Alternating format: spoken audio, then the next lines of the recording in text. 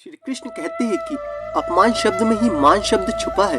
यदि आप अपमानित नहीं होंगे तो सम्मानित भी नहीं होंगे। जीवन में आपको कौन छोड़ गया, कौन आपके जीवन में आने वाला है, ये बात फिजूल है।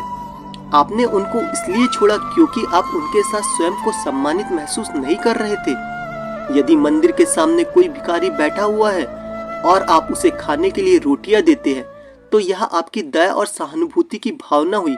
वही दूसरी तरफ आप उस व्यक्ति को सम्मान नहीं देते हैं तो आपकी दया और सहानुभूति एक दिखावा है। अपमान वो घाव है जो सम्मान को चकनाचूर कर देता है। जीवन में कई बार ऐसी स्थिति उत्पन्न हो जाती है जब हमें किसी के द्वारा किए गए अपमान को सहन करना पड़ता है। कई बार अपनी ही गलतियों के कारण तो कई बार बिना बात के अपमानित होना पड़ता है। हालांकि अपनी गलती के लिए हुए अपमान को इंसान सह लेता है, लेकिन कई बार बिना किसी गलती के सबके सामने अपमानित होना पड़े तो सहन करना मुश्किल हो जाता है। किसी मनुष्य को अपना अपमान इतना भी नहीं सहन करना चाहिए कि आत्मसम्मान ना रहे। ऐसे में कई लोग तुरंत ही अपने हुए अपमान का उसी भाषा में जवाब देना शुरू कर देते हैं, तो कई लोग चुप होकर बर्दाश्त कर जाते हैं। हालांकि कई लोग ऐसे होते हैं कि जिन्हें समझ नहीं आता कि इस परिस्थिति में क्या किया जाए। मनुष्य को संसार में अपने अपमान का डर कमजोर बनाता है और सामना करके सामर्थ्य मजबूत बनता है। जब कोई आपका अपमान करे तो उसे उसकी भाषा में जवाब नहीं देना चाहिए, क्योंकि उसका काम आपको उकसाना है। इसीलिए ये अच्छा है कि आप ऐसी परिस्थिति में चुप रहे और उसकी तरफ देखकर थोड़ा सा मुस्कुराए और उसको कुछ मत कहे, क्योंकि अगर कुछ कहेंगे तो उसे और भी ज्यादा गुस्सा आएगा और वो खुद को ही अपमानित महसूस करने लगेगा। कोई व्यक्ति किसी का अपमान करके महान नहीं बन सकता है। जीवन चक्र में समय बदलता रहता है और मनुष्य की स्थिति भी एक सी नहीं रहती है। किसी का अपमान करना कई बार स्वयं के लिए घातक सिद्ध होता है।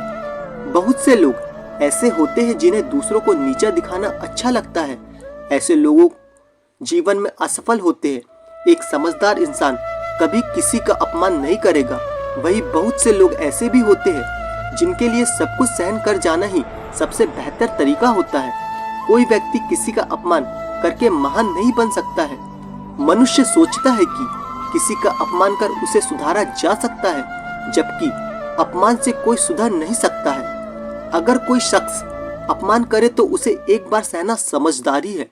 दूसरी बार हुए अपमान को सहन करना उस शख्स के महान होने का परिचय देता है, लेकिन तीसरी बार अपमान को सहन करना उस शख्स की सबसे बड़ी बेवकूफी होगी। इसीलिए हमेशा अपमान सहना सही नहीं है। अपमान करना अच्छे संस्कार की श्रेणी में नहीं आता है। अपमान उस चोट की तरह है जिसका घाव नहीं भरता है। बदबू केवल सड़े हुए फूलों से आती है, क्योंकि खिले हुए फूल हमेशा खुशबू फैलाते हैं। इसी तरह जो इंसान दूसरों का अपमान करता है, ऐसे लोगों की सोच बहुत ही छोटी होती है। इस कारण ऐसे लोग जीवन में कभी भी कामयाब नहीं हो पाते। जिन लोगों को दूसरों का अपमान करना अच्छा लगता है, उन लोगों से दूरी बनाए रखने में ही भलाई है। जीवन में कुछ लोग आपको सदैव नीचा ही दिखाएंगे, फिर भी आप उसके साथ रहना पसंद करते हैं, तो यह आपकी गलती है। बार बार आंसू साफ कीजिए। बेइज्जती करते रहूंगा, आप बस थोड़ा बात कीजिए।